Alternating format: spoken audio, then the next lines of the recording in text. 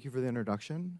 Hi everyone, my name is Theo. I do research at Bain Capital Crypto, and I'm also going to talk about decentralized exchanges. I want to kind of focus this conversation around the liquidity providers, and this talk is really going to be a call to action for some research and then also product development that I think would be quite interesting. So let's look at the value of an LP position in an AMM.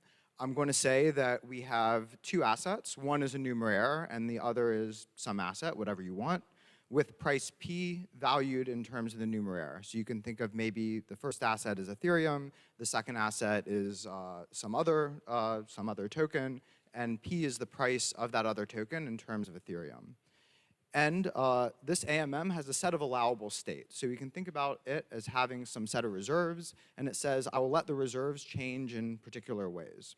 So what's the value of the liquidity provider position? Well, if we assume there's one arbitrageur, at least one arbitrageur, who's going to try to extract as much value as possible from the AMM, we get this minimization function, this minimization problem, which essentially says the value of an LP position is the minimum value among all the sets of allowable reserves.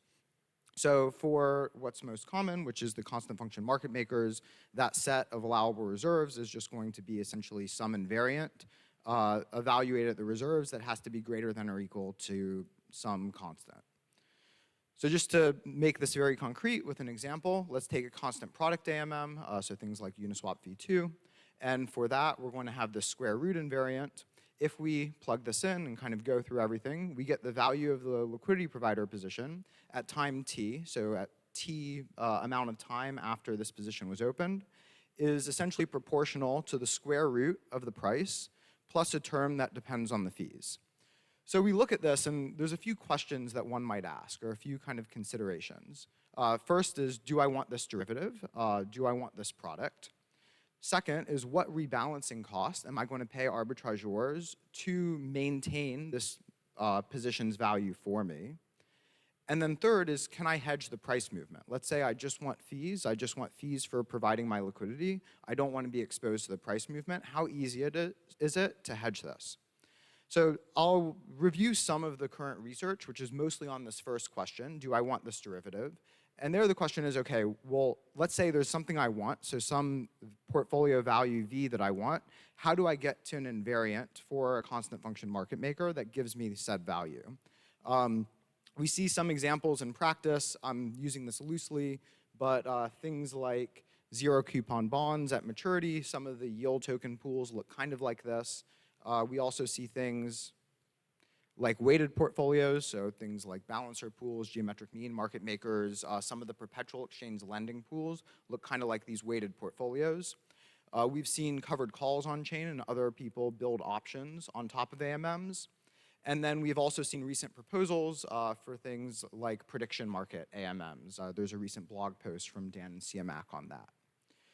The general theory for the static case, so for the case where the time t doesn't matter, from replicating market makers papers in 2021, 2023, says that if that portfolio value function is some concave homogeneous increasing function, we could figure out the CFMM that gives us said function. However, this doesn't really tell us why some of this stuff works in practice, some of this stuff doesn't seem to have worked in practice. How do we do it in the dynamic case? That was only in the static case. And there's a few things that I think at least are key factors here. For that, I think the ease of hedging the price movement. Essentially, if LPs desire some delta neutral strategy, so they're not taking risk on the price of the underlying asset, how do they do that with an AMM? So they just essentially want the exposure to the trading fees. Second is the amount extracted by arbitrage. So if you've heard lever thrown around, or we can think of these as rebalancing fees that you have to pay to arbitrageurs, how much is that? And like essentially how much leakage is there from my portfolio value? Third is just how useful is it to have one of these custom portfolio value functions? Like what are essentially derivatives that I might want to have? Is the portfolio value actually useful or not? So the reason that I think that looking at this is exciting is there's over $10 trillion of assets in ETFs. There's a lot of passive liquidity out there. Clearly people are doing stuff. in kind of the financial world with this. And I think there's a lot of opportunity to bring this liquidity on chain. So if you're interested in collaborating on these types of questions on the research side or on the practical side, please reach out. Thank you. Thank you. So are there any questions? No questions? Raise your hand so I can send you the mic. Okay. Okay, all clear. Ah, there's a question here. Yep. You didn't talk. You didn't expand in detail, but can you? Is there a brief introduction about what are typical ways of hedging the directional move? It depends on the. Actually, I think this is kind of a issue in a lot of AMMs because, for instance, if you wanted to hedge, like say a constant product position, you have that square root function, that's your long exposure to the asset, and most places to get short exposure are giving you a linear short exposure. And so what that means is the amount that you need to be short that asset is going to change as the price changes.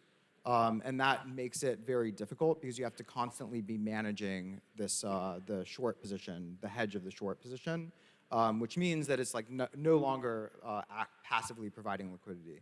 And there's a number of blog posts, if you message me, I can send you from kind of a few years ago that talk about this. But in terms of the question of like, how do I design a portfolio value that is easy to hedge, I think this is a pretty interesting area of research moving forward, especially the dynamic case where the CFMM or the automated market maker might be changing over time.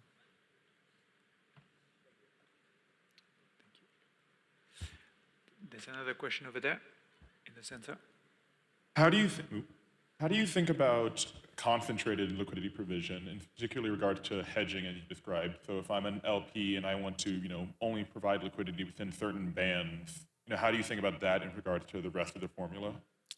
Those also actually do fit in kind of the standard constant function market maker framework, even the constant liquidity pools. There's a paper that I wrote with a number of colleagues called The Geometry of Constant Function Market Makers that shows that connection.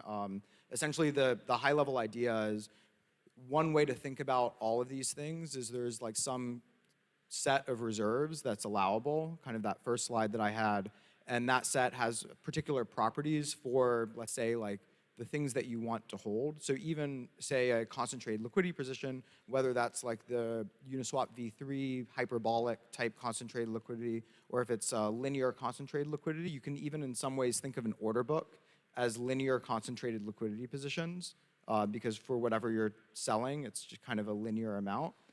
So this all falls into a similar framework. And actually, I think that's one of the things where kind of the more we can bring this all into a common framework, we can start to use more interesting mathematics and then really push forward our ability to like understand this stuff and build end products. Happy to talk more offline. Thank you for the question. Okay, there's time for one final question. Over here.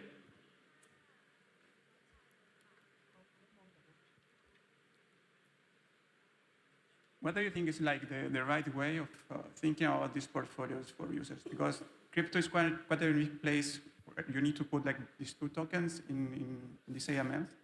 And traditional market makers are looking for optimizing USD. Do you think we are looking at maybe the wrong metrics when we're measuring these kind of performances? Should we build portfolios for these two kind of tokens? What's your take on that?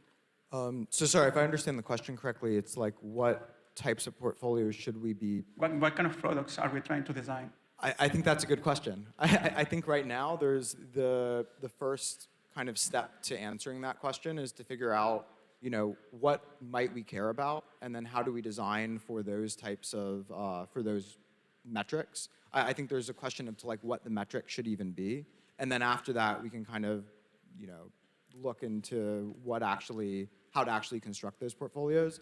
But I think the exciting part is the design space is pretty wide open right now. And of course, we can look to finance has a long history that we can look for inspiration to. Thank you. Well, thank you very much.